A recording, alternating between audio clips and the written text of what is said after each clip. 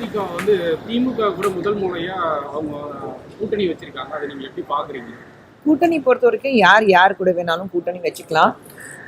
அரசியல் பொறுத்த வரைக்கும் இவங்க தான் நிரந்தர நண்பர், இவங்க தான் நிரந்தர எதிரி, அப்படி யாருமே கிடையாது. எனக்கு சொல்லி கொடுத்தது டாக்டர் கலைஞர் அவர்கள் தான். ஸோ அப்படி இருக்கும்போது இன்னைக்கு தேமுதிகலேருந்து பிரேமலதா அவர்கள் திமுகவில் சேர்ந்திருக்காங்க.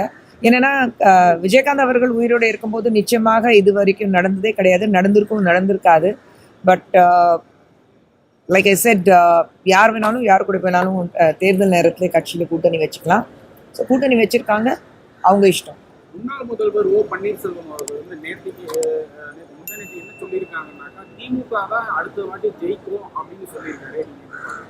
இல்லை, அவர் பாவம், அவர் நினச்சதான் கொஞ்சம் கஷ்டமாக இருக்குது. இங்கேயும் இல்லை அங்கேயும் இல்லாமல் அவர் எங்கேயாவது யாராவது எங்களை சேர்த்துக்குவாங்கன்னு அவர் முயற்சி பண்ணிட்டு இருக்கிறாரு.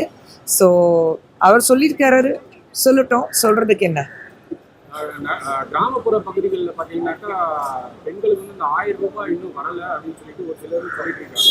ஆனால் திமுக தரப்புல இருந்து ஒரு சில ஆட்களை அங்கே அனுப்பி அவங்களை யாருக்கு வருது அவங்களை நேரில் பார்த்து அவங்களுக்குலாம் வரும் அப்படின்னு சொல்லிட்டு ஒரு சில மெசேஜ்கள்லாம் அவங்களுக்கு அனுப்புறாங்கன்னு சொல்லிட்டு சொல்றாங்க. எப்படி இல்லை, இந்த தகவல்கள் உங்களுக்கு வருதுன்னா அப்புறம் எப்படி மற்றவங்களுக்கு வராமல் இருக்கும்? அப்போ இதுலேருந்து ஆத்தென்சிட்டி கண்டிப்பாக இருக்குது.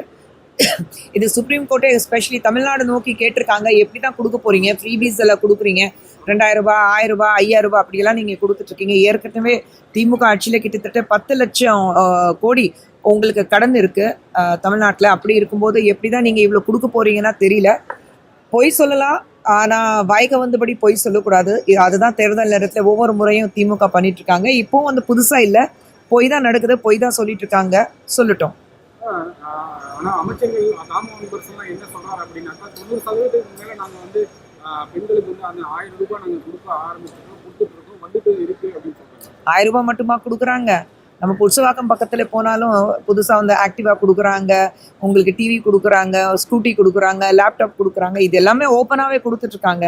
ஏன்னா இங்கே இருக்கிறது போலீஸும் வந்து அது தெரிஞ்சும் தெரியாத மாதிரி நடிக்கிறாங்க. ஏன்னா லா அண்ட் ஆர்டர் பொறுத்த வரைக்கும், போலீஸ் பொறுத்த வரைக்கும் இட்ஸ் கம்ப்ளீட்லி அண்டர் சிஎம் கேட்டகரிக்கு கீழே தான் வரும்.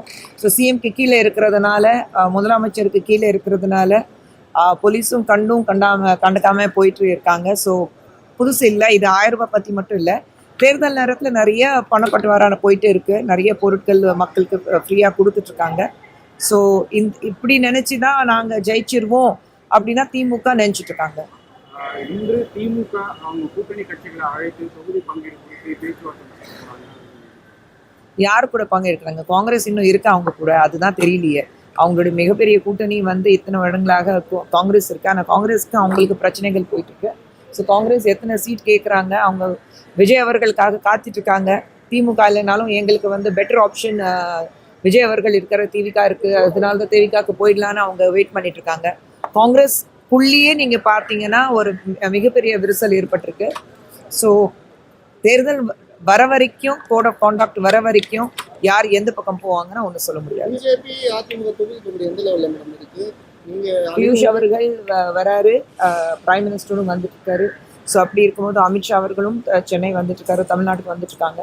ஸோ கூட்டணி வந்து இன்னும் டைம் இருக்குது அனௌன்ஸ் பண்ணுறதுக்கு. அவசரப்பட்டு நாங்கள் இந்த கூட்டணியில் இருக்கோம், அப்படி இருக்கோம், இத்தனை சீட்ஸு ஒரு வியூவும் எல்லாரும் வந்து மனசில் நினைச்சிட்டு இருக்காங்க. எத்தனை சீட்ஸ் வரப்போகுதுன்னா கரெக்டாக பேசிட்டு ஒரு சரியான முடிவு எடுத்ததுக்கப்புறம் தான் மக்கள்கிட்ட சொல்லலாம்னு இருக்கோம். ஸோ பியூஷ் அவர்கள் வந்ததுக்கப்புறம் நம்ம தெரியும்.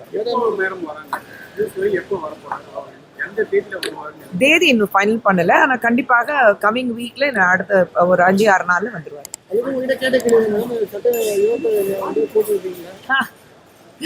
ஒவ்வொரு முறையும் இந்த கேள்வி வராமல் இருக்கிறது இல்லை. இந்த முறை யார் போட்டியிடுறாங்கன்னு முக்கியம் கிடையாது, எந்த இடத்துல நின்று ஜெயிக்கிறோம் அதுதான் முக்கியம். ஸோ கூட்டணிக்கு வந்து எத்தனை தொகுதி, எந்தெந்த தொகுதி இன்னும் முடிவாகலை, அதெல்லாம் முடிவானதுக்கப்புறம் எங்களுடைய மூத்த தலைவர்கள் இங்கே ஸ்டேட்டில் இருக்கிற நயினார் அவர்கள், அங்கே வந்து பியூஷ் கோயல் அவர்கள், அங்கே இருக்கிறது வந்து அமித்ஷா அவர்கள், அவங்க எல்லாரும் முடிவு பண்ணதுக்கப்புறம் தான் சொல்ல முடியும்.